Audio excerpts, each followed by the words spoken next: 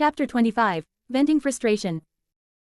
The last attack done by Shay broke the core, ending the final trial of this labyrinth. To make sure the fight has ended, I double-checked with less than Archmage greater than that the magic energy inside the core is slowly depleting.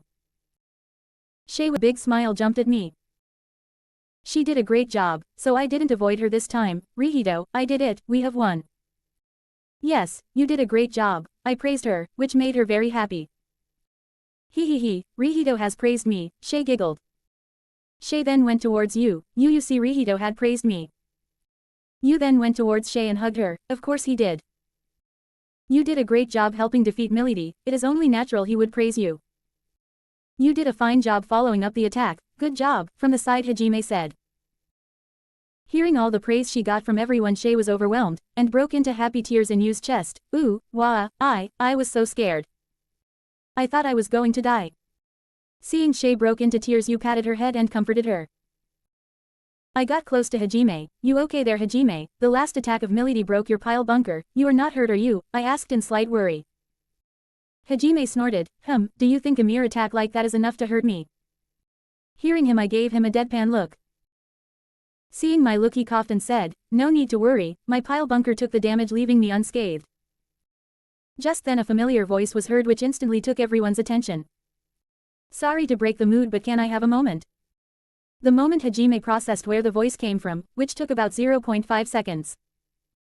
He instantly leapt on top of the Milady's armor, grabbed the spike that was stuck in the armor and pulled out. He then asked, Shay, mind giving me a hand to finish the job? Hearing that, Shay grabbed her Drukin and smiled sweetly, of course. Milady, noticing Hajime and Shay's malicious intent, panicked and said, whoa. Hold on now. I just want to talk.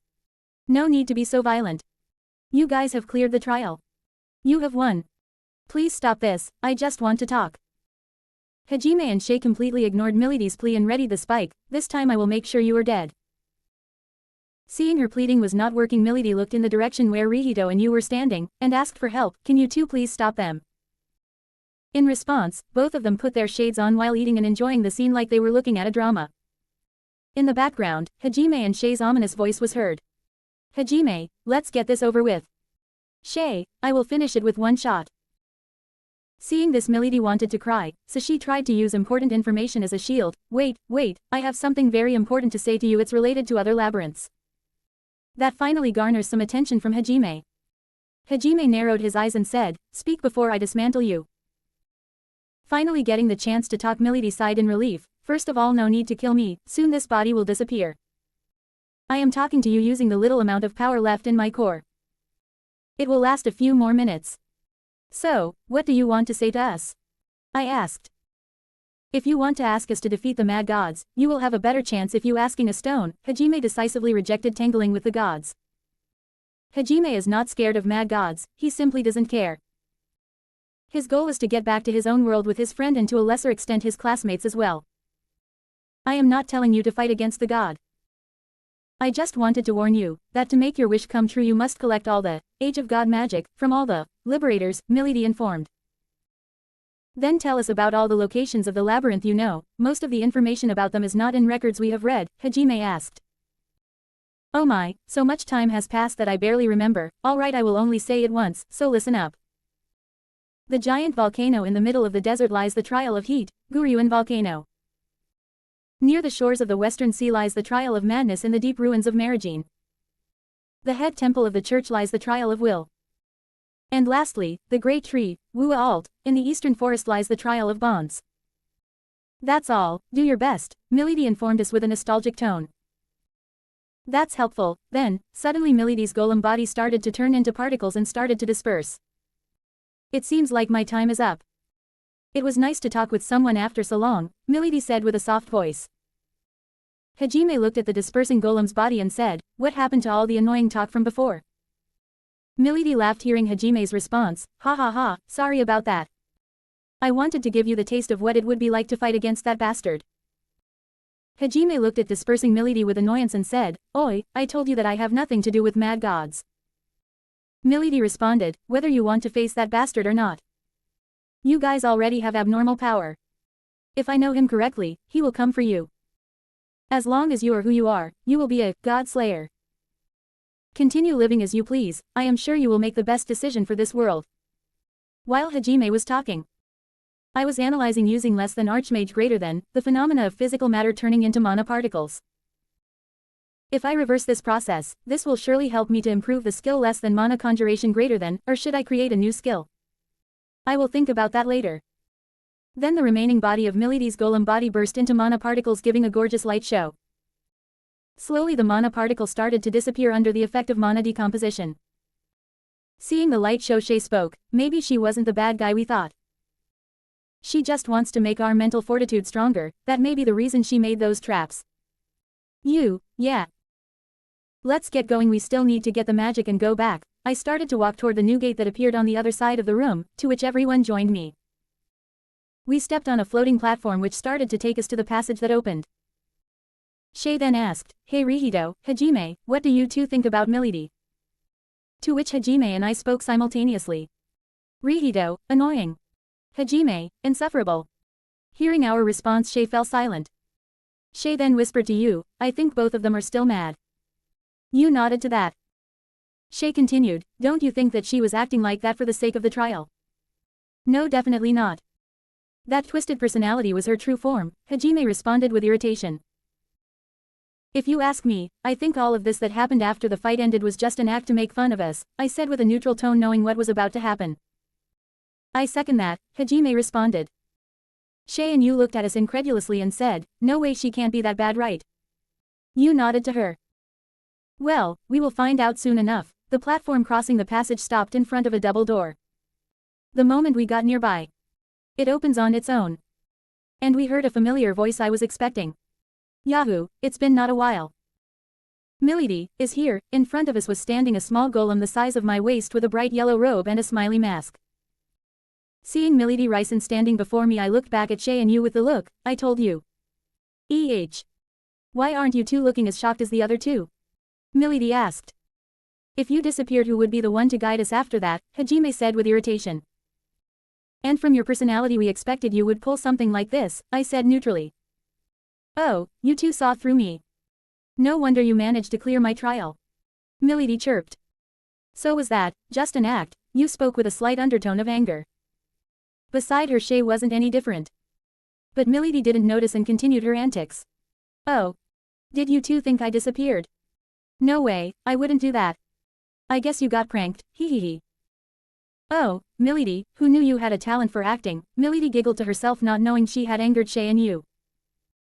Milady, sensing something wrong in the atmosphere, looked at the girls who were now standing before her. Shay had a sunny smile and Yu had an emotionless frown.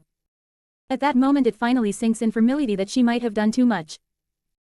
She then did what every person should do whenever they did something wrong, ask for forgiveness. But who was Milady? She was a magical sorcerer. So, she apologizes in her own style with a pose showing her two fingers on both hands while closing one eye and saying, "Sorry." Milady's apology wasn't received well, and from there on Shay and Yu chased Milady to give her punishment. Many times, Shay and Yu tried to kill Milady, but to their dismay, none of their attacks could do too much damage to her.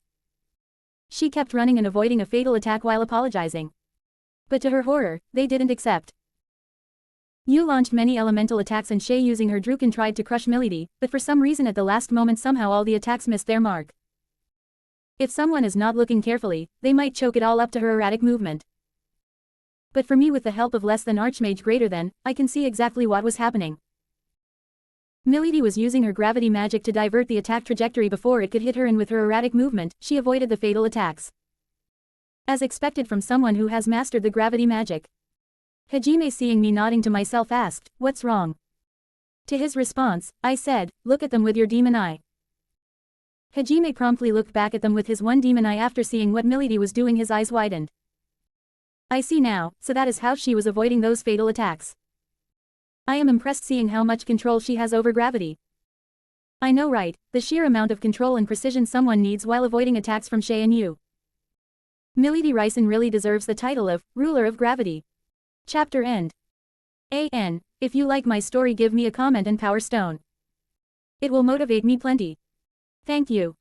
5 comments, 0 vote. Chapter 26, Second Magic. Shay and Yu chased Milady for about an hour. Currently, all 3 of them were on the ground, fatigued. Shay, huff, huff. Bastard, I will never forgive you. You, huff, huff. I am not done yet. Milady, come on, you two have been chasing me for about an hour now, I apologized already.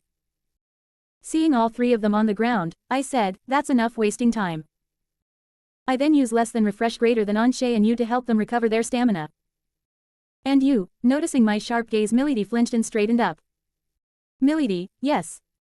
Give us our reward from this trial, I said in a commanding tone. Roger that. I will put everything I have into this, she gave me a salute. Milady then lifted both of her hands. Then taking Milady as a center, a red magic circle appeared similar to Oscar's. Alright everyone, I will start the process now. While the knowledge of gravity magic was getting imprinted on our minds, I was analyzing the magic circle and its intricacy, like how it works, how they can give these magics to others, and more. For now, I found in the magic circle, there are many conditions in place. The magic will only be given if the conditions are met. After the magic circle disappeared, Hajime was the first to speak up. Just as I thought, gravity magic. Yeah, one of the fundamental forces of this world. Now I really wonder what the other labyrinth holds. From the anime I only knew 5, creation magic, gravity magic, spatial magic, regeneration magic, and spirit magic. I should have read the novels. I don't know anything about the last 2 magic. Thinking about that I mentally sighed. Oh, from the 4 of you, the blondie and the blackhead had the highest affinity, while Eyepatch had the lower end of average, and lastly Bun Bun here could only change her own weight at best. Is my affinity that bad? Shay whined. Next, catch, saying that Milady threw a ring at me. This is the proof of clearing the trial. Take good care of it. I think this is where we should say goodbye then. Milady then waited for them to leave. But to her confusion, no one moved. After that sudden silence, Hajime spoke up, hey, is that all? Milady uttered confusingly. Hajime then grabbed Milady's head in his vice grip and said irritably, that was it, the reward for clearing this annoying labyrinth. On the Orcus labyrinth, we got a bunch of stuff you know. Now hand over the materials you have. Milady screamed, Eck. Hey, don't grab my head so hard it will break. Hajime ignored her and started to ask, how are you able to control golems from afar? How does it work? Tell me before I accidentally crush your head. Hajime then asks Milady to hand over all the useful materials and artifacts with an evil smile on his face. He is having fun, isn't he? I said.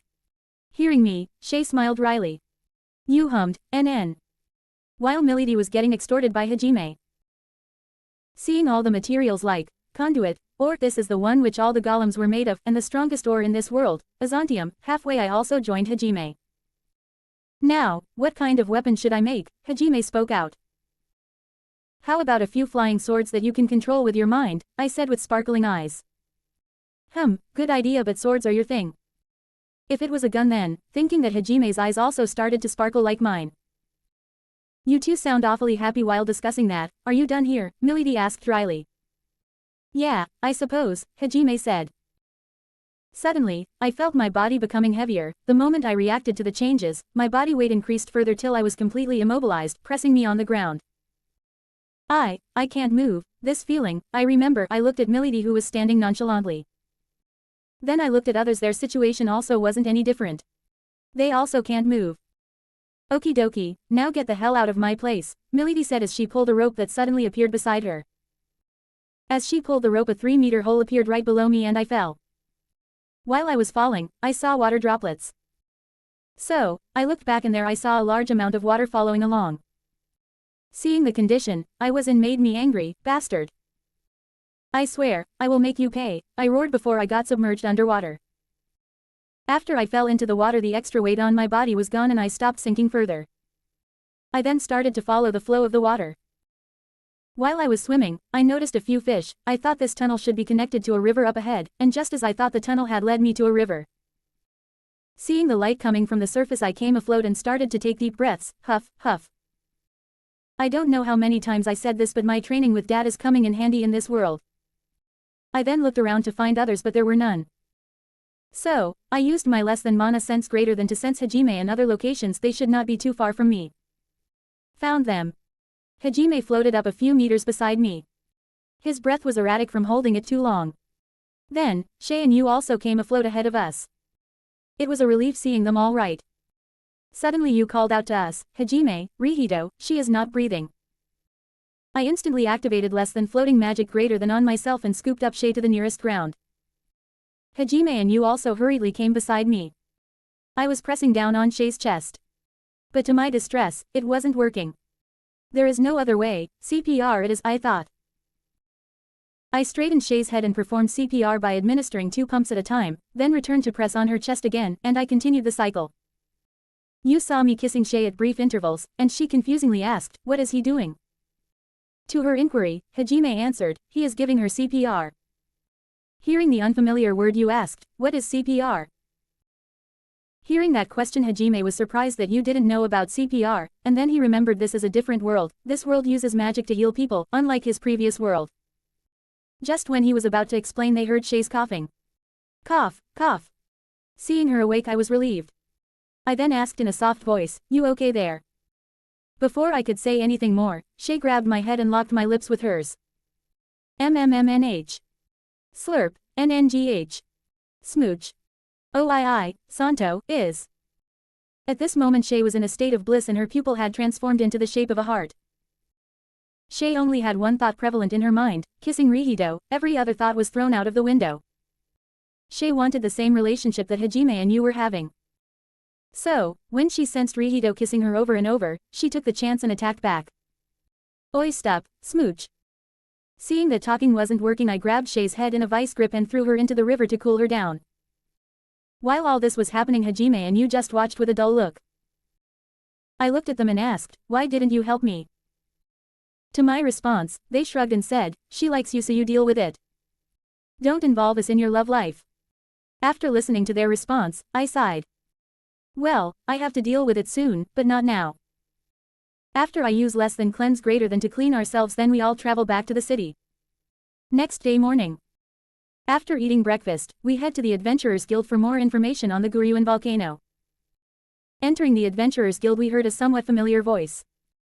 Oh my, you guys are back in here. I thought you guys left already, the reception lady said to us. So how can I help you? She finished speaking. We want information about the Guryuin volcano. I was hoping you could help us with that, I requested. Sure, give me a second, saying the lady took out a map and told us details about the area, climate, and its monsters. Now that I think about it, you guys registered 3 days ago. So, you guys' rank should be blue. Hajime heard about a rank and asked in curiosity, what do you mean by rank? Can you explain about that? She nodded and explained, in the Adventurers Guild, a ranking system is established and indicated by color, which are blue less than red less than yellow less than purple less than green less than white less than black less than silver less than gold. Normally I won't advise anyone under purple rank to go anywhere near Guryuin volcano. But I can see you guys aren't a normal adventurer party. So, for you guys, I would advise you to go to Furin first, where you can get proper high quality gear for your journey. It might be a detour for you guys, but I can promise it will be worth it. And now that I remember, there should be a quest present to escort a cart there. It should be perfect for you guys, the reception lady advised. After listening to her, I look back at everyone for their opinion. Hajime, I don't see any problem. We aren't in any hurry, so it will be fine. Shay, it could be a good chance to exchange some information. Alright then, it is decided, we will take the quest. I went towards the quest board, took the paper where the details were written and handed it to the reception lady. She took the parchment and registered it in our name. I think this is goodbye then, I said to the reception lady. Wait, before you go, take this with you. The reception lady handed us a letter. I see potential in you all, so keep it with you. What is this? I asked curiously. It's a letter. If you get into any trouble in any other guild, then show it to them. But don't open it till then, saying that, she gave us a sunny smile. After that, we headed to the pointed location where the cart should be present. It was not too hard to find it, there were few adventurers beside the cart. After getting close enough, a man noticed us and introduced himself. Hello, my name is More Numbers. I am the leader of this trading group. I thank you for accepting my escort request. No need to thank us, we were heading to Furin anyway, so this job is a bonus for us. I looked at the merchant Moore, whose eyes kept darting towards Shay. I am sorry to skip all the niceties. But I have a question for you. The rabbit girl, have you ever thought of selling her? Moore asked me with a glint that told me that he found a rare product. I looked at Shay, who stood beside me grabbing my coat and trying to hide in discomfort. I said it to Moore straight, denied. Moore looks confused. He was rejected even before hearing his proposition about the money. But the blatant rejection didn't stop Moore. He was a merchant who had experienced many deals that were rejected but accepted after money was increased. So, he decides to use more money to buy the girl. How about 80 gold coins for the rabbit girl? It should be appropriate. The merchant looked at me with a sly smirk. Hearing the amount, the other adventurer looked gobsmacked. 80 gold was a large amount. It was large enough for any of them to retire and settle down. Their disinterest instantly turned to greed. Their greedy eyes look at Shay like a piece of meat. Some even put their hand on their weapon, probably thinking about kidnapping Shay. I observed all this with my poker face, not saying anything, looking at the merchant. Moore was getting nervous. What's it with this guy? He keeps looking at me saying nothing. Is he waiting for me to increase the price? That should be it. Moore opened his mouth to speak again. Then suddenly he felt his body freeze and start to shake. His instinct was telling him to run or he will die. It was not just him, all the adventurers near the cart weren't any different. The other adventurers were shaking as well. Some of them understood I was releasing killing intent. Seeing such potent killing intent, most of the adventurers immediately scrapped the idea of kidnapping the rabbit girl. Moore was scared of what was happening to him. He then locked eyes with the adventurer, from whom he wanted to buy the rabbit girl. His crimson eyes were looking at himself like some insignificant bug, that he could crush at any time. It was not just him, the other two who were accompanying them were the same as well. Moore then finally understood that he had stepped on a dragon's tail. His next word would decide whether his head would remain attached to his head or not, understanding his situation. He then immediately decided to apologize to the young man and the rabbit girl. I am sorry if I caused you distress. As compensation I will give you 80 gold after we have reached Furin. Saying that, he bowed his head, waiting for the response. At this moment Moore was sweating buckets. He knew what happens to those who offend someone they shouldn't have, and in his current situation was the same, so he had to appease them or who knows, he might not ever see the next day. Just thinking about that, Moore cursed himself many times for being too greedy. I looked at Moore, who bowed his head in apology. Seeing him apologizing, my anger somewhat subsided. It's a pity if he talked more, I mentally shake my head. After making him wait for a few seconds, I replied, I hope something like this never happens again, saying that I passed him and went towards a nearby empty cart, which I guess was for the adventurers who would escort him. After that whole debacle, we were given a cart only for us to travel to Furin separate from other adventurers. So, we were pretty comfortable, except for me, that is.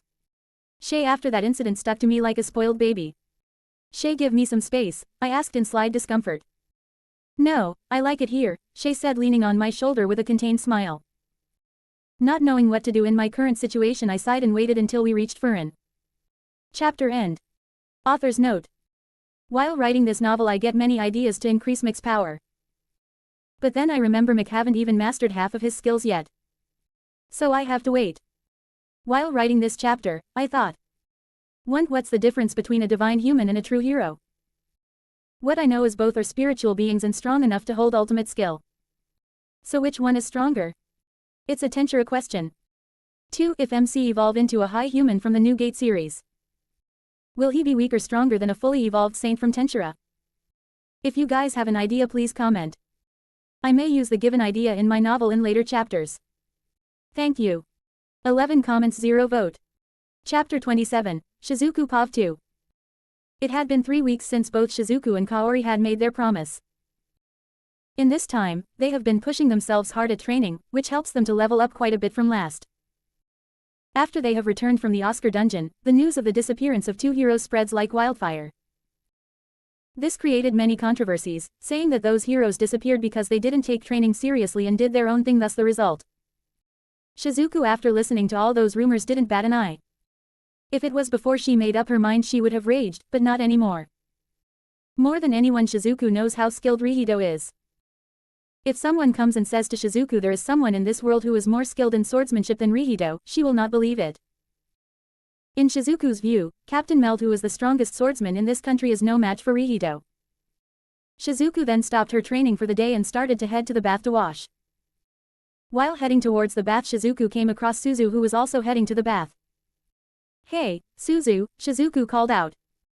Suzu hears Shizuku's voice and responds back, Hey Shizuku. Are you going to the bath as well? Shizuku asked. Yes, I am. I presume you as well, Suzu responded. To her response, Shizuku nodded, yes, I am. Then both of them headed to the bath together. While walking, Shizuku remembered something. She asked Suzu.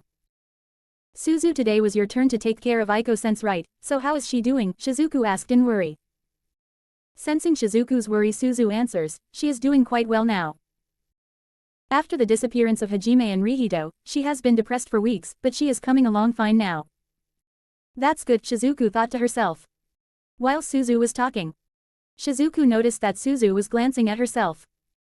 Shizuku, who had been trained by Rihito, had become sensitive to glances, so she had noticed.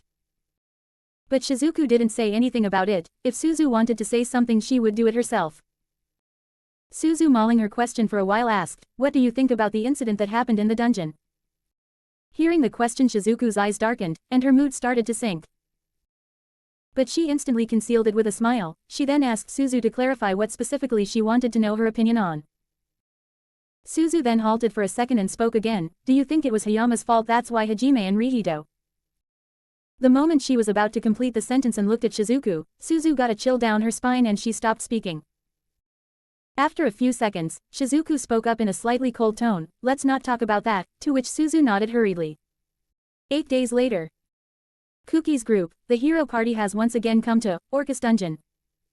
The party was just Kuki's group and a small rogue group. The group of 5 boys and girls were led by Nagayama Jugo, a big judo guy. This time the total number of students that came to the dungeon was 14 of what it was. The reason was simple. Even if they did not talk about it, Hajime and Rihito's death had cast a shadow over their hearts. They strongly felt his death in battle, and this made them unable to fight directly. Trauma had struck them. Because there was no news of Rihito. So, he was considered dead by the church. Of course, they did not concern the church with this. If they could experience actual combat again, then it is likely they would be able to fight again. Every day they urged themselves to return to their past selves. Aiko saw a few of her students training to go back to that dungeon. So, she tried to discourage her students, and it mostly worked, but to her distress, it didn't work on Kuoki, Shizuku, Kaori and a few others who had already made up their minds. So, she did the next best thing. She protested at church to not allow her students to participate in war. Aiko used her own class as leverage. Church, seeing Aiko's protest, was in a tight spot. On one side, Aiko with her class farmer could remedy the food shortage by herself, and on the other side the powers of heroes who could win the war. So, they made the decision. Only those who volunteer themselves will be trained. Aiko, seeing the church's response, tries to protest again, but this time church doesn't budge on their decision, so Aiko has to back down. The only ones to continue their training were Kuki and Jugo's party because they wanted to challenge Orcus Dungeon again. This time Meld and several members of the Knights attended. This was the 6th day of their journey into the dungeon. They were currently at the 60th level. Just 5 levels behind the highest recorded achievement. After beating the mobs on this floor, they were about to step on the 61 floor, and so they entered. Shizuku, right after she stepped onto the floor, looked around to see her surroundings. She got the feeling of déjà vu. This floor, she muttered subconsciously. To this day she hasn't forgotten this was that floor where she was teleported and lost him. And it was not just her, everyone remembered this place. They had nightmares of his place, even if they wanted to forget they couldn't. Shizuku snapped herself out of her thoughts and searched for Kaori. She then saw her standing near a cliff glaring at the abyss. She then walked beside her and softly called out to her worryingly, Kaori. Hearing her best friend's worried voice, Kaori responded, no need to worry about me, Shizuku, I am fine. I was just reminiscing. Shizuku, hearing that, just said, please don't overdo it. Kaori looked at Shizuku with a strong gaze, it will be fine, we will find them. Seeing Kaori's strong will, Shizuku smiled and responded, yes we will. Meld, seeing the familiar bridge, gave the order to line up in formation, which everyone followed unconditionally. Then, taking Kuki's party as a vanguard, they started to cross the bridge. At this moment everyone was anticipating. They have already faced a similar situation. So, they were expecting an attack. Just when they were at the center of the bridge, it happened like the last time. 2 magic circles appeared at both ends of the bridge and a monstrous roar was heard. Hearing that monster's roar, Shizuku unintentionally released killing intent at the behemoth. Beside her, Kaori pointed her staff at the behemoth and proclaimed, you are going down. And so, the fight began against the behemoth. Back to the present. About a day has passed since we started traveling in this carriage, and from what I heard we should be reaching Furin by noon. Currently, I am lying on the flat top of the cart, resting my head on Shay's thighs. Initially, I was lying down to enjoy the pleasant breeze, and Shay, seeing me lying down, offered her thighs as a comfortable spot for me to rest my head. For some reason, I couldn't refuse and ended up in this situation. Seeing me accept her offer, Shay was very pleased. While inside the cart there was also a similar situation playing out between Hajime and Yu. Just when I thought everything was going peacefully, Shay's ears suddenly picked up something. She looked at the front of the cart about 50 meters ahead, which was easy for her. There she saw a large number of monsters coming this way that were ferocious in nature. Shay, seeing that, called out to Rihito, "Rihito! There is trouble up ahead." Hearing her, I sighed and got up, grumbling. Here I thought things were getting a little peaceful. I then used less than magic sense greater than to get a clear picture of the situation. While I was scouting, Shay informed everyone about the situation. From the front about 50 meters up ahead, there was a horror of monsters consisting of wolves, wild felines, wild boars, and more. There were about 100 of them. Hajime and Yu, after being informed, stood beside me and observed the situation. More, hearing that there was a horde of monsters heading our way, panicked and immediately ordered to retreat. "No need to panic. We can handle the horde," I said to Moore to calm the situation. Moore's, hearing that we could handle the situation, calmed down. "Listen here, everyone. I and my companions will handle the horde. So, you guys only need to protect the cart and the people present here," I announced to everyone. Hearing my announcement, some of the other adventurers looked in relief. From the look of those adventurers, they are not confident to beat those monsters. I then looked back at Hajime and others and asked, "So who will be the one to deal with them?" Hearing me, Yu responded, "Let me do it." I looked at Yu and asked, "You have a new spell or something?" Yu nodded in response. "I see," I nodded. Hajime said, "By the way, don't forget to chant before using magic or it will be more troublesome for us later." To which Yu nodded and used gravity magic to float in midair and started to chant. "He, who illuminates the darkness with blinding crimson. Shatter the fetters of my eternal prison. Break through all in the time path. The strongest call upon this power. And together. Become the light that swallows even heavens. Draconic thunder greater than." While she was chanting, many dark thunder clouds shrouded the sky and sounds of lightning could be heard. The moment she finished the chant, from the middle of the thunderclouds an eastern dragon consisting of lightning roared at the monster horde and dropped at the center of the horde, instantly killing all the monsters. Rumble, rumble, rumble. Boom. Seeing the scene of a horde of monsters instantly vaporizing, everyone looks at Yu with amazement, disbelief, and fear. Yu, after casting the spell, landed beside us. She then puffed up her chest and said in a bragging tone, "How do you like my new spell, less than draconic thunder greater than? I made it with gravity magic and lightning magic, my own composite magic, and for the chant, I use my and Hajime encounter in our future." Hajime, seeing the destructiveness of the magic, spoke. "I think you got a little overboard." To which I disagreed, "No, I think it was appropriate and that spell is fantastic." You see, while she was casting, I was analyzing her spell. So, I know it is difficult to cast that spell. I mean, you have to do the whole spell meticulously. One slip and spell will go out of control, and on top of that you have to be adept at multiple spell casting to create the spell. While I was explaining, Yu had a smug face. She had a look that said, "Praise me more." After explaining, I looked at Yu and asked, "Yu, what do you think if we mix other elements and increase the number of dragons in the spell?" Yu smilingly looked at me and said, "I am already working on it." Hearing that, I smirk at Yu, as expected of you, of course you would think of that. Both of us then started to chuckle. He he he. Ha ha hey hey. In the middle of the laughter, Shay, noticing something in the distance, called out, "Look at there, it's Furin, we can see our destination," Shay said happily. Finally, I was getting tired stuck in the carriage, Hajime groaned. Just then Moore spoke up, "We are about to reach to Furin soon. Let's get going." We then got back inside the cart and headed to the Furin. Chapter end. I just wanted to say. I will be adding Toru and most of you voted so. Thank you. 7 comments 0 vote. Chapter 28, Guild Master. After we reached Furin, we parted ways from Moore with a previously stated gold, which truth be told I had forgotten about. Still, I took the money. While we were walking through the road, we came across a restaurant. Seeing the people serving delicious food to their customers, I felt hungry. I asked Hajime and others if they were hungry, to which everyone nodded, and then we took a table of 4 and sat there waiting for someone to take our order. All the while we were eating and chatting. I sensed many glances, some were curious, others were intrigued, but one, in particular, was very malicious. And it was coming from behind me. I then discreetly looked back to where it was coming from. There I found a fat man with noble clothing whose expression looked on the verge of drooling, and near him a cloaked guy standing beside him. Hajime noticed my odd movements while eating and looked behind me, where my attention was on the fat guy and the look the fat guy was giving. He understood the situation. I just at the time straightened up to continue my lunch. I then noticed Hajime was also looking at the fat guy, then our gaze met and he sent me a telepathic link and asked, "What will you do?" In my response, I said nothing yet, not until he makes a move. We then both focused back on the food. While Hajime and I were talking, both Shay and you were enjoying the food, ignoring all the stares people were giving them.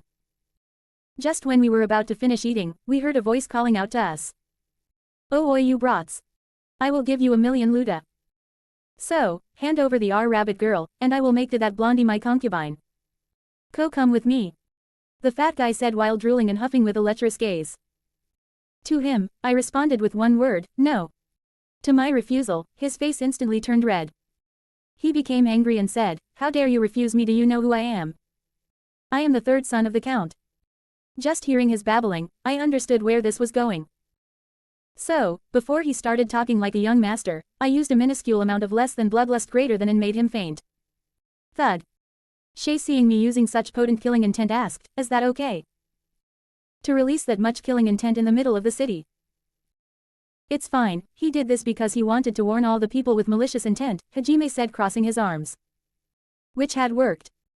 Hajime could sense it, except for a few fearful and intrigued gazes. Most had disappeared. Oi, now you have done it. And here I thought this job wouldn't cause me much trouble," saying that a brown-haired adventurer with a scar on his right cheek came closer. Seeing this man, a few of the locals speak to each other, "Hey, isn't that guy a black rank adventurer?" The guy next to him spoke, "Yeah, I have heard depending on the money he does anything the client orders." "That's scary," the previous guy said. Hearing all the gossip, I was getting annoyed, so I decided to finish it with one attack. The black rank adventurer started to speak, "Too bad, kid, you offended someone you shouldn't have. Now you will never be able to see those girls again. But don't worry, I won't kill you. At least I won't," he said the last of his word with mock helpless tone. Before he talked more, I stretched out my right hand towards the guy and grabbed my middle finger with my thumb. Then used less than shockwave blast greater than, and less than shockwave manipulation greater than, and flicked my finger towards the guy. Bang. My flick created a shockwave, sending the black rank adventurer flying into the wall, where he passed out. All the onlookers were mortified seeing me blasting a black rank adventurer with a flick of my finger. He had no chance to retaliate. After confirming the adventurer was not dead, I turned around to see a pouting Shay and a grumpy Yu. Seeing them like this, I was confused. I didn't understand what I had done wrong. I looked at Hajime, who could provide me with an answer. But he looked away because he didn't want to face the wrath of the girls. It would be troublesome, he thought.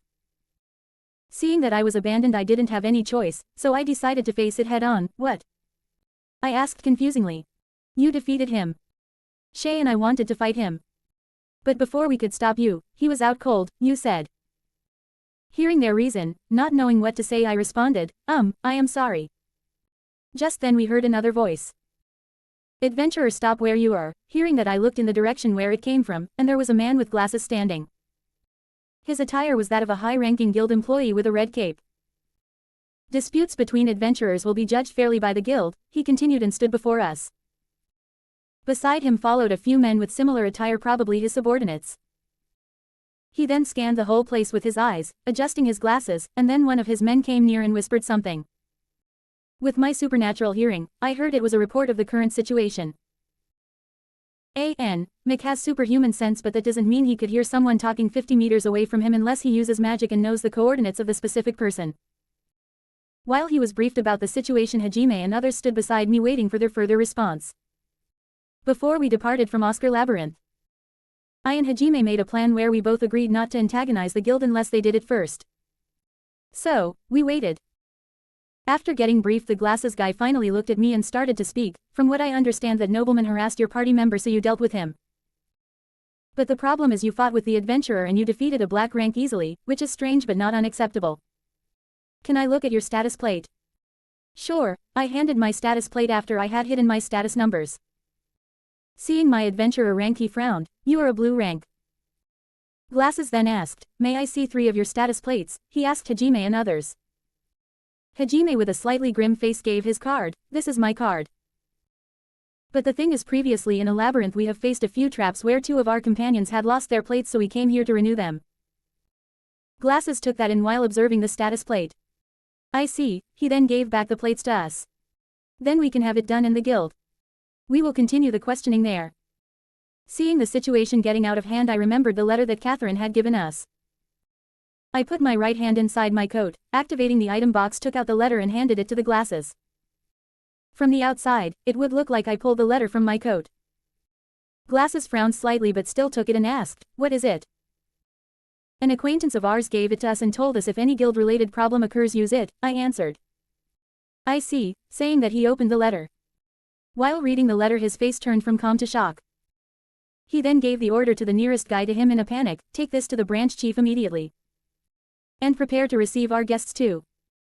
Observing this panicking situation, Hajime spoke out, just what did that lady write in that letter? After checking the letter, Glasses took us to the guild's VIP guest room, where a man was waiting for us. Glasses then stood behind the man. Welcome to the Furin Branch's Adventurer Guild. I am the branch chief, Ilwa Chong. I have read the letter, where it was quoted, they are promising but always get in trouble, so please look after them, it says. Saying that, Ilwa smiled. That's just like her, Ilwa said with a fond smile. Shay curiously asked, what did Catherine write on that letter? And is Catherine someone important? Hearing her questions, Ilwa took out a photo from his pocket and showed us. She was an amazing woman. I saw the image and was shocked. Holy fuck, is this guy telling me this gorgeous lady is Catherine? But the other 3 were confused. Then Hajime asked, who was that? Ilwa, who was sitting there and observing us, noticed that from the 4 only one looked shocked. Ilwa responded, why don't you ask your friend sitting next to you? I am sure he has gotten it. Both Shay and Yu, hearing Ilwa's response, looked at me with questioning eyes. While Hajime furrowed his brow, from how you talk I am guessing it's Catherine. Hearing the answer, Ilwa smiled. Yes, it is her. When she was still the head instructor of the guild management, about half of the current guild masters studied under her and respected her very much. Saying that, Ilwa thought, if what the teacher mentioned is correct, then they might be able to help me. Ilwa smilingly continued, I know it's a shocker.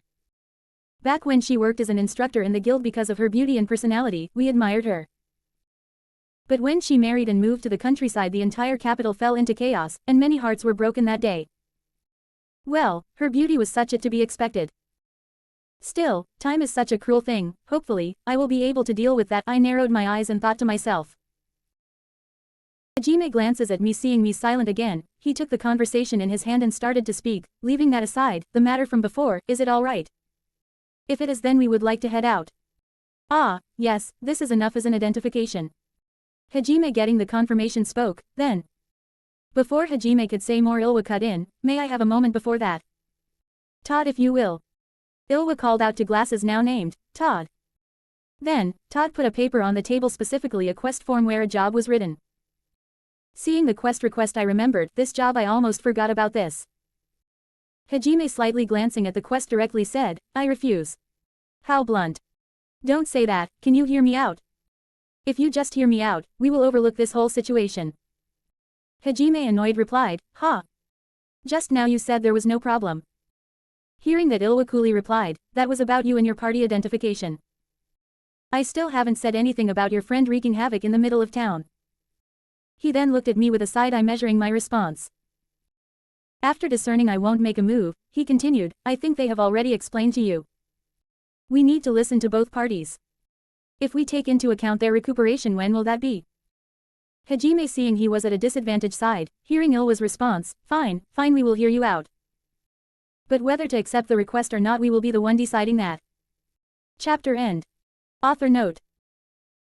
I have been thinking that I will make the world where Rihito lives have superpowered individuals like mutants or people powers like in the Charlotte anime who work behind the scenes unknown to the ordinary society.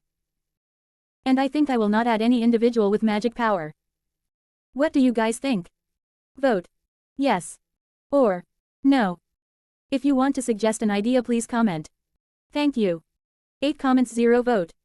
Chapter 29, New Quest. McPav. Hajime asked, so what is the request? Ilwa straightened up and started to explain, this is a quest to find some missing persons. Recently a group of adventurers were dispatched to the northern mountains, and they haven't returned in their allotted time. Specifically, you are to find Will Kudeta, the third son of the Kudeta family. Since he was little, Will had been enamored by adventurers, and when he came of age, he wanted to go on an adventure in the northern mountains, which is quite a dangerous place. I informed him about the danger of that place, where normal adventurers will not survive, but he was still stubborn. So, taking this chance, I wanted to teach him the harshness of this work. Then I prepared a strong party to protect him consisting of black rank or above, and handed them a quest of finding some rare mineral which they could find there. Hearing that, Hajime interjected, Oi, wait a minute. Don't you misunderstand something? We are a mere blue rank party, you know. How do you think we will able to handle strong monsters? Ilwa, after listening to Hajime's response, smiled. A mere blue rank party, huh? If I heard correctly, one of your party members defeated a black rank with a flick of a finger. At the same time, Ilwa glanced at me with a side eye. So, spare me with that bad acting. Hearing that, Hajime clicked his tongue. Tisk. Now that you heard my story, will you accept? Ilwa looked at us with serious eyes. While Ilwa and Hajime were talking, I was racking my head remembering about the upcoming plot. If I remember correctly, in this quest Hajime met that perverted heroine. Just thinking about her perverted antics in the series fills me with disgust. I will stay the fuck away from her. Let Hajime deal with her. I nodded to myself. If you bring Will back, I will grant you all black rank after completing this quest. A blue rank gets promoted to the black rank after a single quest. That's something that never happened in the whole history of guild. Black rank, huh? It will be very useful when we have to work with human denizens of this world, I thought to myself. I was about to use my telepathy, but Hajime beat me to it, and asked, what do you guys think? I am fine with anything Hajime decide. Me too, I will go where Rihito goes. After thinking about the pros and cons, I said, let's accept it, but before that, we should ask for the guild's support, which we might need after the church finds out about us. That might be useful, Hajime responded. How about we ask for the status plate that Shay and I are missing? Hajime, got it. Finishing our mental conversation, Hajime spoke, we will accept, but we have two conditions.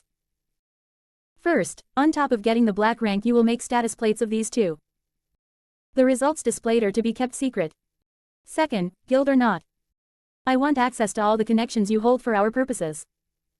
Ilwa at first, when he heard that they would accept, sighed in relief. But then he heard they have two conditions, which is to be expected. If tables are to be flipped, Ilwa himself will do the same.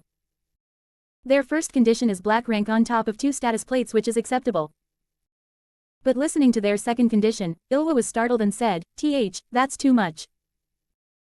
Hajime, hearing Ilwa's reply, said in a nonchalant voice, is that so? Then this conversation ends here. Then we rose up and started to walk towards the door, about to leave. Wait, Ilwa voiced in a helpless tone. He took a breath and asked, what is it you guys need my connections for? But this time, instead of Hajime, I spoke up. Let's say the church will not like what we doing. I can say this with certainty, in future you will find our name on the church's wanted list for sure. As for your connection, it's just insurance after the church has declared us heretics. Hearing my response, Ilwa noticed that I said it as a statement, and seeing none of us were flustered, Ilwa's mind started to come up with many conjectures. Todd, who was silently standing behind Ilwa, unable to handle the news, spoke up in fluster, and no way. To go against the church is madness. Before Todd could say more, Ilwa said, all right, I will accept these conditions. Todd, seeing Ilwa accepting the conditions, spoke, Chief. But Ilwa's glare silenced him. Ilwa then spoke, Master Catherine has acknowledged these people. There must be reason for that. Ilwa then looked at us with resolute eyes. I accept both conditions. Your reward shall be given after you have completed your quest. Saying that, Ilwa stood up to shake hands. I think you already know this, but we cannot support any potential criminal endeavors. While Ilwa shook my hand, I replied, don't worry about that, we will not do something that will make you distrust us. Our hands are already full dealing with the church. We don't want a second organization on our ass. Ilwa smiled upon hearing that. After he shook hands with both you and Shay, Ilwa then went to his guild master mode and said, I want you to bring the boy, Will Kudeta, back, or at least his remains, if worst has happened. Hajime, we will. I will leave it to you guys. After he said that, we left the VIP room. Third Pav. Ilwa, seeing them leave the VIP room, plopped down on the sofa and sighed. Todd, who didn't speak much till this point, spoke to Ilwa. Chief, was it okay to accept such conditions? It was the only choice we currently have, and you also felt it right. They were strong, probably on the same level as a gold rank. And it's been 2 days already since Will went missing. We can't wait any longer. They are the best shot we have to find Will. Todd, seeing the grim mood, adjusted his glasses and asked another question. I am curious about their secret. I wonder what is it they want to hide on their status plate. Ilwa, hearing that, thought of something and spoke. Todd, did you hear about how the heroes summoned in the Highlight Kingdom had ridiculous stats? Todd, getting the hint, gasped. Don't tell me. Are you saying those boys are one of the apostles of the god? If it is true, then why do they seem to going against the church? Ilwa stood up and stood beside the window, peering through the window at the recently left party of 4. You see, Todd, about 3 months ago 2 of the summoned heroes were said to have died. One fell into the abyss and the other seemed to vanish without any trace. So, if I understood correctly, you are saying those 2 survived. But from what I heard, they were novices 3 months ago. There is no way 2 kids could survive that, Todd said with slight skepticism. True, Ilwa was staring at the kid with black hair. Suddenly, the kid looked back in his direction, and their eyes met for a second. Then he started to walk as if nothing had happened. Ilwa curled his lips and continued to listen to Todd. But if by any chance they survived, why wouldn't they return to their comrades? Ilwa responds, perhaps at the bottom of the abyss. They saw something, a knowledge potent enough to shake the world. If it is, then the church would definitely not sit around. McPav. Before we left, gathered some information. I heard that our destination is called Ull, a coastal city near a lake. Ull is known as the gateway to the northern mountains where our target went missing. They also mentioned that the city's food speciality is rice and fish, which immediately captured the attention of both Hajime and me. After confirming that it was indeed rice we were thinking about, we left Furin at full throttle. It took us 6 hours of journey by bike to finally reach Ull. From what we heard, it takes about a day by carriage with a few pit stops to reach Ull. But with our bike speed, it took us only a quarter of that time. Looking at the sky, it was already getting dark and we were hungry. Oi, let's go find the restaurant with rice, I am really getting hungry, I said to Hajime and others. We then started to walk to find a restaurant. While walking, Shay curiously looked at me and asked, is rice that tasty? Rice in itself is not that tasty. What makes it taste good is the varieties of ingredients you eat it with. From there, Hajime spoke, in our world, it's a staple food. So it's food from Hajime's world. Hajime, I don't think it's the same as our world. Look, I found it, I called out to others. Hajime looked at me and asked, which one? To his inquiry, I pointed my finger straight, that one, it is called Water's Ferry Inn. You see, while you guys were talking, I was asking the locals about the best restaurant with rice here, and they recommended that one, I said. Let's go, what are we waiting for? Hajime said. We entered the restaurant, and inside a waiter was standing. We asked him to show us a private room for 4, to which he escorted us there. On our way, Shay talked with enthusiasm, yeah, I will be eating the same food as Rihito's previous world. Indeed, I am quite curious as to what food from Hajime's world tastes like. You agreed with Shay's sentiments. Then suddenly from the nearest private room, a feminine voice called out to us, excuse me. What did you say? Chapter end. 9 comments 0 vote. Chapter 30, Unexpected Reunion. Right after we entered a restaurant, we had an unexpected meeting. Aiko, the first thing she noticed after stopping these people was the kid with white hair and an eye patch. When she looked at this person, she instinctively blurted out, Nagumo. To Aiko's luck, the supposed Nagumo also blurted out, Sensei. A term only her students knew. Aiko, who was previously uncertain, hearing that idiom, was certain now. You are Nagumo, Hajime, right? You are alive. Aiko was happy to see her student alive.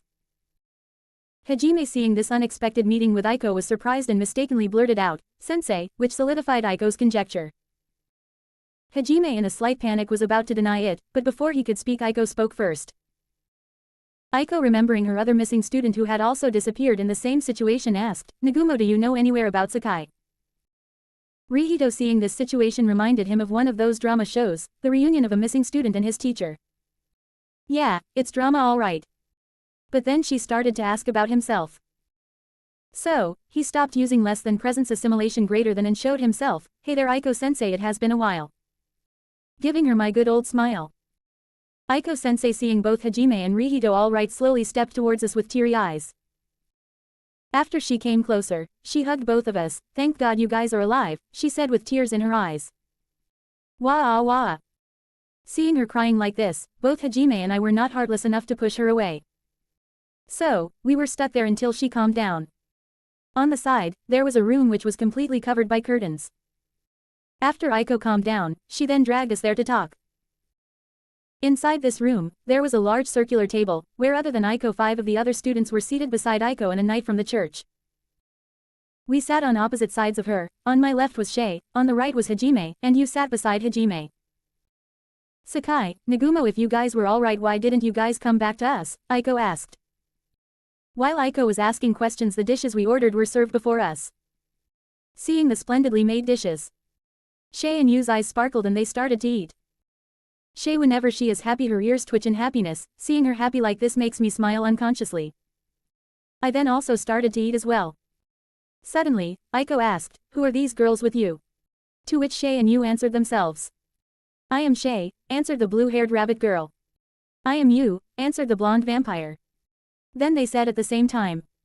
"I am Rihito's woman." "I am Hajime's woman." Aiko stammered in her speech, "Eh. As she alternately looked between Hajime, Yu and Rihito and Shay. It seemed Aiko couldn't process the information. The students beside her were also perplexed. Well, the male students' expressions said, "That can't be." As they restlessly looked between Yu and Shia. Gradually, their face reddened as they were charmed by their beauty. Hajime, who didn't care whether they knew about his relationship or not, silently kept eating. As for me, I looked at Shay with serious eyes and said, "I still haven't accepted your confession." Shay then whined, Even though you stole my first kiss. You still say that. Oi, I told you earlier it was not a kiss, I was helping you or yo. Sakai. Hearing Aiko-sensei's voice, I looked at her, yes. Aiko then started to scold me, saying, "How could you do that to a girl, it's immoral," and all the jazz. And not just me, Hajime also got dragged in by Aiko. "You need a lecture." Aiko's thundering voice reverberated through the inn for a few minutes. Hearing her shout like that, even other guests were curious as to what made the fertility goddess so mad. After we explained the incident with Shay's situation, Aiko-sensei calmed down and apologized, "Pardon me. I lost control there for a second. I get your story, more or less. And I am glad seeing you two are alive." "So, what are you doing here, Aiko-sensei?" Hajime asked. "Well, it's a long story, wait. Why am I answering you? You should answer me first. Tell me." Then Aiko started to ask questions, both of us one by one, while we were eating. Hajime-Q, you fell from that bridge, what happened afterwards? I did my best. Rihito-Q, how did you disappear? Magic. Hajime-Q, why did your hair turn white? The result of me doing my best. Rihito-Q, where were you after your disappearance? Dungeon. Hajime-Q, what happened to your eye? The result of me doing my ultra best. Rihito-Q, where did you meet Hajime? Dungeon, final floor. Hajime-Q, why didn't you immediately return? No reason to do so. Rihito-Q, will you return? Maybe. Hajime and I both answered Aiko-sensei's questions, but the answers were no more than a few words. Aiko, hearing our perfunctory answers, angrily puffed her cheeks, "Please answer me seriously." To which Hajime and I didn't say anything, focusing on our dinner. Waiting for dessert. "Oye, stop disrespecting Miss Aiko." The church knight angrily yelled. Hearing his condescending tone, I asked Aiko, "Sensei, who is he?" Let me introduce you. He is David, the leader of the squad escorting me," Aiko introduced him. All the while we were here, I was noting everyone's reaction silently. And this whole time I noticed him glaring at Shay with disgust a few times.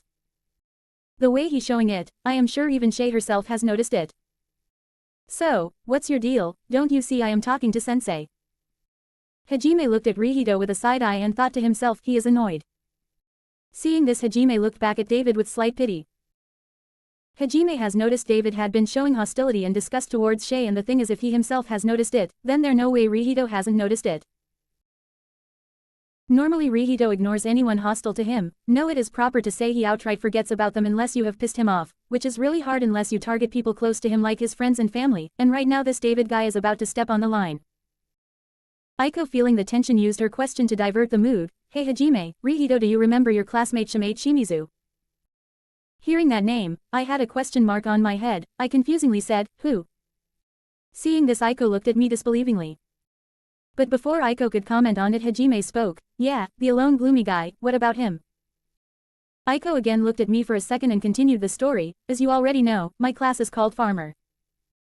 So, I came to this city to refine and help grow the agriculture of lands here. Before coming here, Shimizu was one of those who had volunteered themselves to be a part of my escort. But one day, he disappeared, and that was 2 weeks ago. At first, I thought he was involved in an incident. But there was no trace of anything in his room, and he was not someone weak enough to get kidnapped. Hajime, the food in this place is good. Hajime, seeing you, happily smiled. You then scooped some cake with her spoon and said, quadruple A, to Hajime. Which Hajime happily ate. Shay, seeing you and Hajime's lovey-dovey act, also scooped some of her cake and pointed it towards Rihito's mouth. Say ah, seeing her infectious smile, I took the bite, which made Shay extremely happy. The boys who were with Aiko, seeing them like this, understood that they had no chance with those girls. Damn it. I also want a girlfriend. On the side, some of the guys were groaning. On the flip side, all the girls had shining eyes and blushing cheeks, watching Rihito and Hajime interacting with those two pretty girls. Aiko, seeing all this, has a wry smile, not knowing whether to continue his story or not. On her side, David looked furious. Idiots. Are you not paying attention to Aiko's story? David growled. Hajime, seeing him, sighed. I am listening, and right now we are eating. So, mind your manners. His protest was completely ignored. However, David felt great pride because, as a church's temple knight, he had been entrusted as the commander of an important person's bodyguard.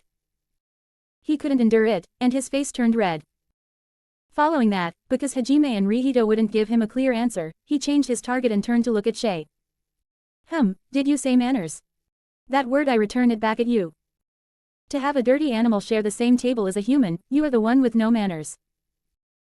Saying that, he showed his malicious intent in the open and said, I know, how about I cut those ears, then that animal might look almost like a human. Shay, seeing such malicious intent aimed at herself, trembled. It reminded her of those imperial soldiers who wanted to harm them. On her travel with Rihito, Hajime, and you, everyone knew she was a slave. But no one had ever shown this much disgust on her face like this. Shay, sensing such callousness, looked down. Her ears, which worked like an emotional sensing device, drooped down, announcing to all that she was sad.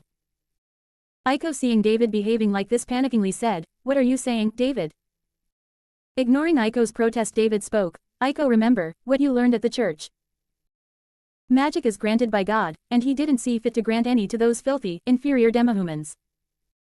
Aiko still tries to talk some sense into David, but they are so similar to us. So why do you still insist on discriminating? David, with a twisted smile, said, I do suppose they look kinda similar, but still, looking at those disgusting ears makes my stomach churn. Suddenly the temperature of the room started to plummet. Then a freezing cold voice was heard. Hajime, I will have a little chat with him alone, do you mind? I said with such a chilling and emotionless tone I myself was surprised.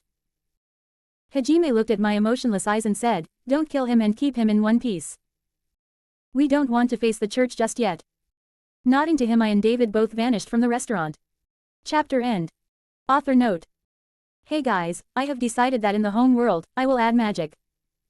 But it will be very low, like it was in Dragon Maid. So, only very few people can use it, like families with some magical heritage. And I was thinking, how about I add 2 love Rue as well? A little sci-fi shit won't be bad as well. Vote here if you want me to add. Yes. Or no. 9 comments, 0 vote. Chapter 31, Punishment and Dragons. Currently, I am in the sky about 100 meters from the ground using the skill less than airwalk greater than. With my left hand, I was holding David's skull and wondering, should I drop him from this height or not?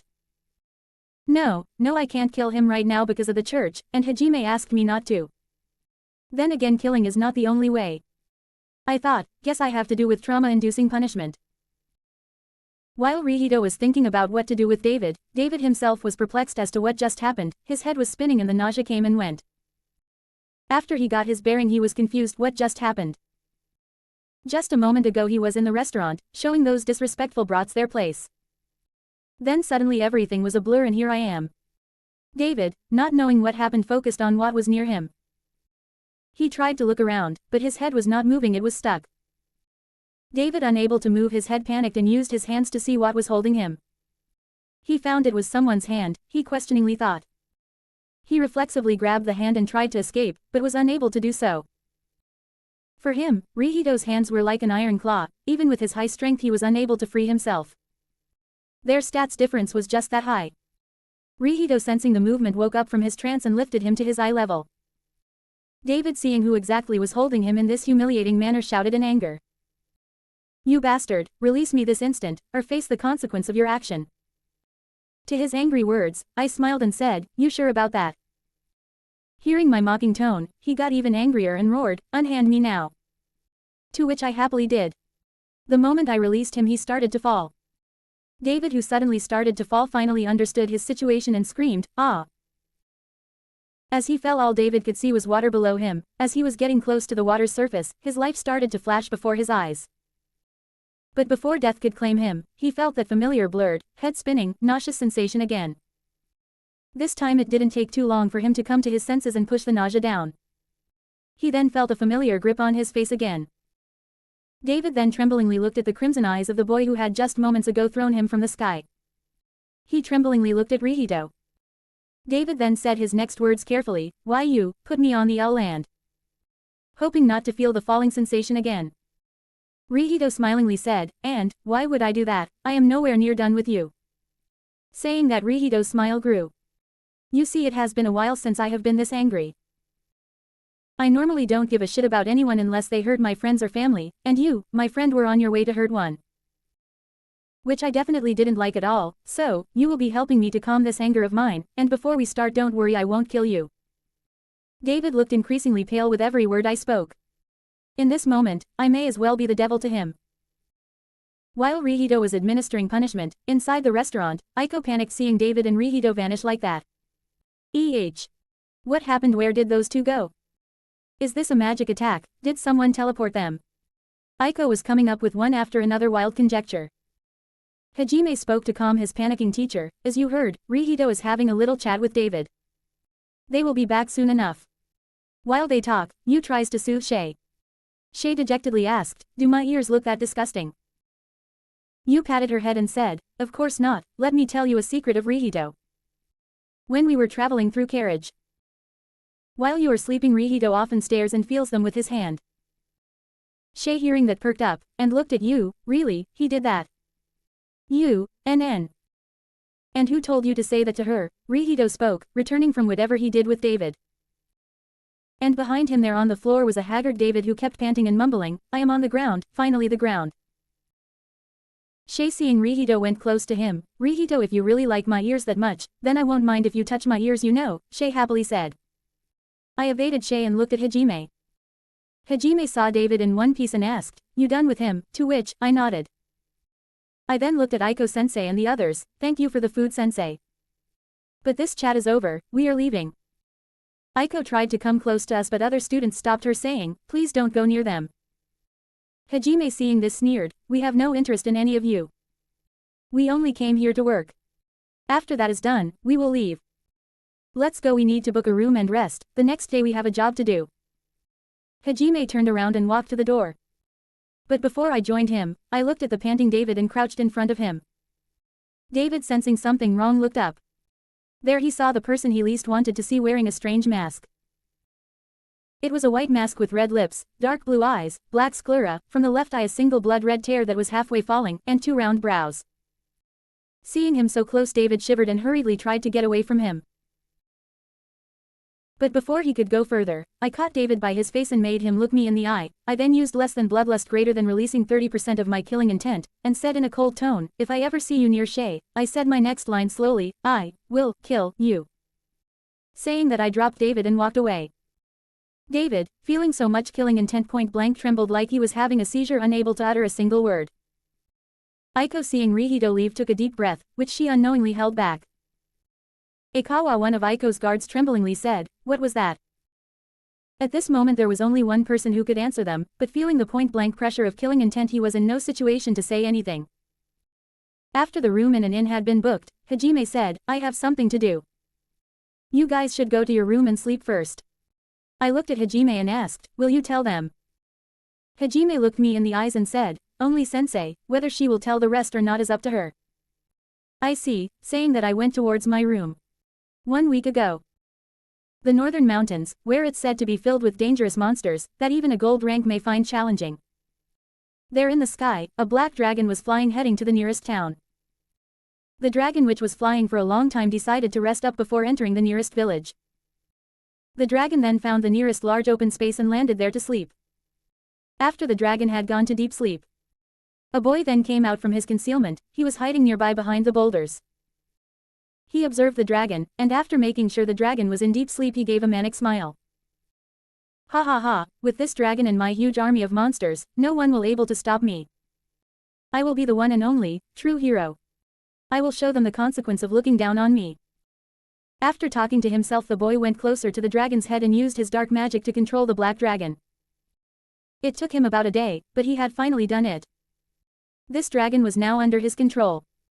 The dragon who was sleeping woke up and looked at the human with dull eyes not doing anything. Seeing this, he then started to laugh like a maniac.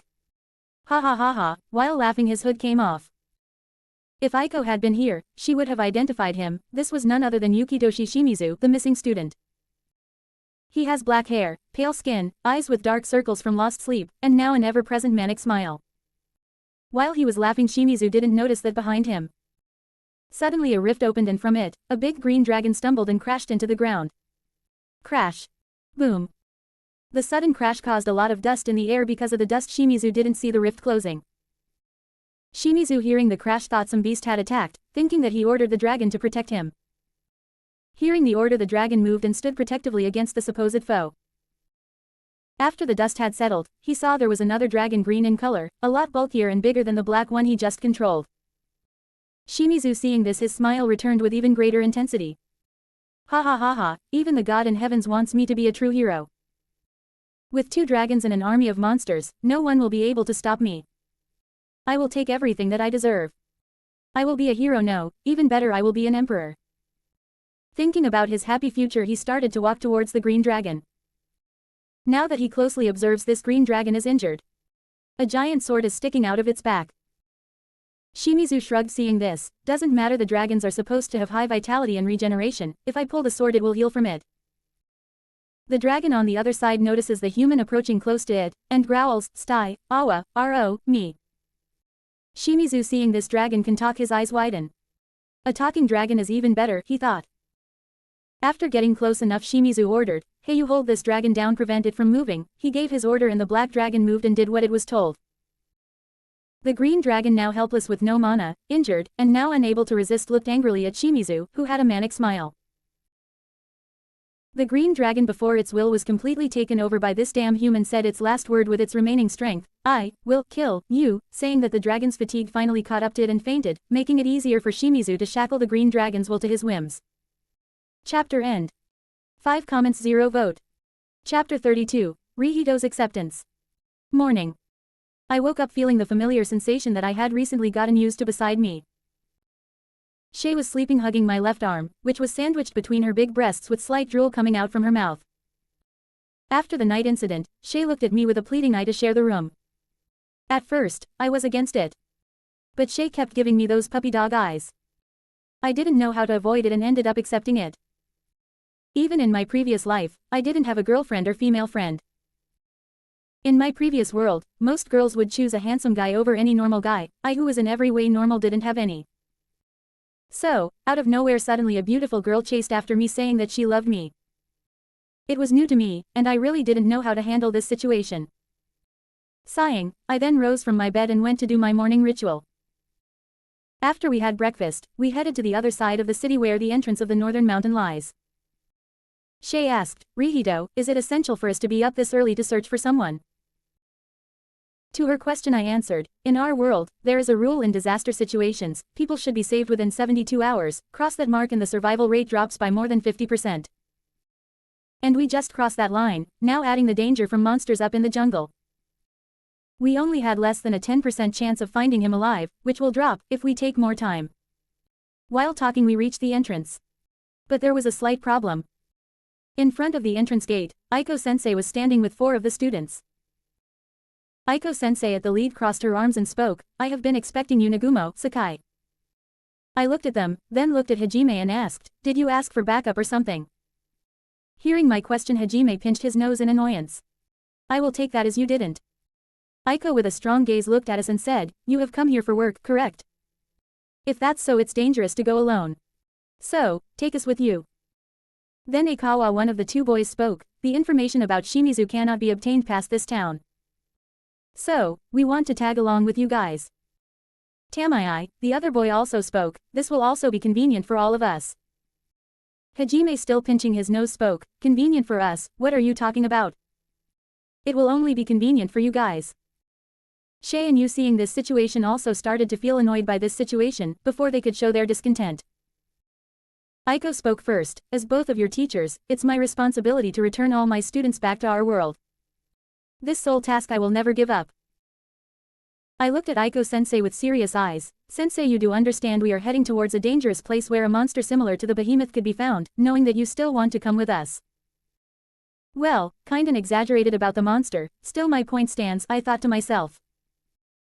Hearing about the monster, some of the students shivered, but they still looked resolutely and said, we are Aiko-sensei's guard, where Aiko-sensei goes, we go with her. Aiko, hearing the students' decision, looked back at us and said, you heard us. Hajime and I sighed upon hearing all that. Hajime then spoke, I will allow it. He then looked at me, and feeling his gaze on me, I shrugged and rolled with his decision. Are you too sure bringing them with us will be fine? You asked. To Yu's question, I said, you see, our sensei is stubborn, if we leave her behind, she will chase after us and it would be really troublesome if she ended up with some random monster food while we weren't looking. Hearing my reasoning, Shay and Yu nodded. Hajime then crossed the entrance and used the spatial ring on his right hand's middle finger. Then right before him, an armored car appeared. IMG. Seeing the car coming out of thin air, Aiko-sensei and all the students looked gobsmacked.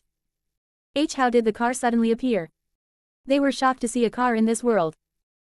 Seeing their reaction, I commented from the side, if you are shocked just seeing this, wait till you see the rest we created. I said it in a bragging tone. The other student looked at me and Hajime with amazement. Hajime, seeing us still standing, shouted, get in the car, or I am leaving you guys behind. The car was designed as a 6-seater with the capacity to accommodate 12 people easily. Hajime was driving, with Aiko and Yu seated in the front. I was sitting directly behind Hajime, with Shay beside me. Shay took this opportunity to hug my arm. Beside Shay were Yuka and Nana, and in the back seat, Aikawa and Tamai were seated. From what Ilwa told us, the adventurer party went to the north to find the materials. So, we headed that way. On the way, Hajime asked Aiko what happened after we disappeared. Aiko then told us about how everyone is training, especially Shizuku and Kaori. Both of them are training hard. If someone asked them a question as to why they are training so hard, both of the responses are, to find Rihito, to find Hajime. Hearing that, Rihito was filled with a warm feeling. Just thinking about a very serious Shizuku doing her best to find him warms Rihito's heart. Shay, seated beside Rihito, noticing his gentle smile, stared at him with a mixture of emotions. When Rihito noticed her staring, he asked, what? Instead of answering, she pouted and looked away. At that moment, Rihito remembers that one meme, women.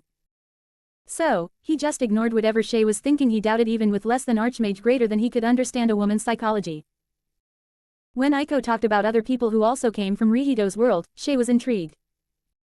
She wanted to know more about the world where Rihito came from and about Rihito himself. However, when Aiko started to talk about a girl called Shizuku, Rihito's attention was instantly taken. When Rihito heard the name, Shizuku, his smile was different from what she had seen until now. His smile was more genuine. Shay also wanted the same smile for herself. Does he like this Shizuku that Aiko talked about? Is this why I have been rejected? Shay pondered to herself. Shay then became even more determined. It doesn't matter if he likes her or not. I still want to be with him. I will do my best to make him like me. After that, Aiko then asked again about me and Hajime. To her distress, I was tight-lipped about it. Not knowing how to say it without looking like a scumbag. Aiko, seeing she wouldn't get an answer from me, looked back at Hajime.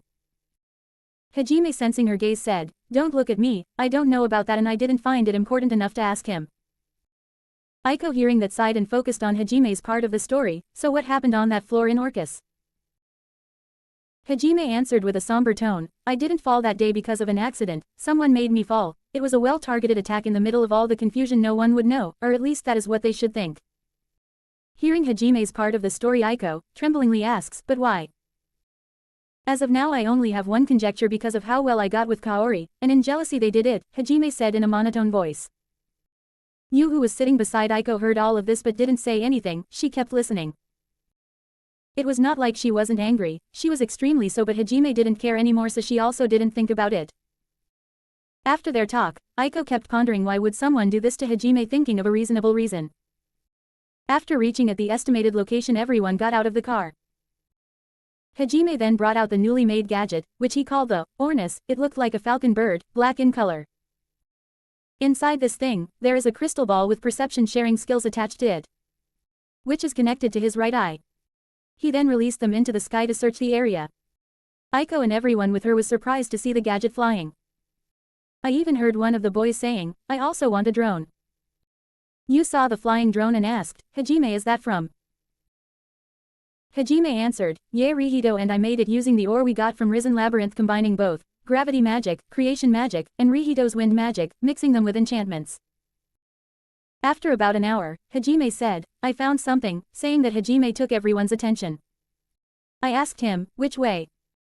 Hajime then pointed his finger at the mountain ahead of us, near the summit there are remains of massive destruction. I estimate it's 80 to 90% chance we will find our target there, whether still alive or not is still in question. I see, then I will be heading there first to check the situation at hand, while you bring them, I said pointing at Aiko's group. Hajime seeing their confused looks sighed helplessly. Shay hearing our discussion asked, Rihito, do you mind if I come with you? I was about to reject, but before I could Hajime spoke first, sure, then both of you will be our reconnaissance, Hajime then went to gather everyone. Shay noticing my perplexed look asked, do you not want me to come with you? Shay's ears dropped and she said in a sad tone. Seeing Shay sad like this my shoulders slumped and I sighed helplessly. It looked like I getting soft on her. Well, there's nothing I can do about it now, might as well roll with it thinking that. I motioned for Shay to come closer, then scoop her up in my arms in a princess carry. Kya! Shay exclaimed as she settled into the so-called princess carry that she had heard in stories. After getting her bearings, she happily snuggled in Rihito's arms. Shay close your eyes, I am about to go very fast, I informed her. Shay hearing my warning put her head on my shoulder and snuggled even closer. Her big chest pushed on my chest putting quite the pressure. I ignored the soft sensation and started to run using less than superhuman speed greater than. Being held like this by Rihito is a dream come true for Shay. She thought, I can finally touch him this intimately. Normally, if she tried to get this close to him, Rihito would avoid her, even when she sneaks in at night to sleep beside him. She knows that there is a boundary she cannot cross. But at this moment, she could touch him, feel him, and sense his heartbeat against her skin. All these sensations caused Shay to hold on to Rihito even tighter, unwilling to let go. It took about 30 seconds to reach here, I then put Shay down and let go of her. But for some reason, she still didn't let go, keep hugging me. Confused, I called out to her, Shay, is there a problem? She then locked her eyes with mine, her azure eyes met my crimson. At that moment, I was mesmerized by her beauty. She slowly shortened the distance between us and laid her soft pink lips on mine, kissing me. Then, slowly, she let go, leaving me in a daze, wondering what had just happened. Rihito, she then called out to me. I snapped out of my daze and noticed her eyes looking at me with love, desire, and a few other emotions I wasn't able to catch. She then spoke those words again, this time pouring all her emotions into it, I love you. This time, unlike the last time I was stumped, I didn't know what to say, but one thing I was sure on I didn't want to see her sad. Well, truth be told I had started to care for her very much. So, I resolved myself and looked back at Shay who was waiting for my answer tremblingly. Seeing her like this I had to give myself a hard slap. Smack. Shay seeing me slapping myself confusingly asked, are you okay? Don't worry about it, as for your confession I have an answer. Thinking about it again, why was I making it so complicated? It looks like the single-minded training and suppression of my other desires made me quite dense. If my previous self saw me in my current predicament, I am sure he would choke the life out of me. Shaking my head, I took a deep breath and focused on Shay. Then I said the words that felt right, I like you know, I love you. Those words filled me with a strange sensation I didn't understand. It was a mix of emotions, happiness, embarrassment, and something else I wasn't able to figure out. Shay, hearing those words, froze for a second. The tears started to flow, but this wasn't sad, these were the tears of happiness, happiness that her love had been accepted by her beloved. She then jumped towards Rihito with quite a force and hugged him. If it was anyone other than Rihito, it would have crushed bones and worst case crippled anyone. But Rihito shrugged it off like nothing. Shay then tiptoed and kissed me, which I gladly reciprocated. This kiss, unlike last time, wasn't forceful, it was charged with emotions. After enjoying the kiss, we stopped and Shay started to giggle. He. Rihito, you see, I have won the challenge, I made you love me, and now I won't let you go, even if you love that Shizuku girl. Hearing those words made me speechless again. Shay, noticing my slightly shocked gaze, smiled and continued, I don't mind if you pursue her, or any other girls. As long as you love me back as I love you, everything will be fine, Shay said, hugging me tighter. Chapter end. Author note. Hey everyone, I've been thinking about which world to send him to after he returns to his original world. At first, I considered Mob Isekai to get the Luxion and Tree Sapling. I would really appreciate your opinion on this, and please tell me something other than DxD, Tensura, and Fate. I have other ideas about them.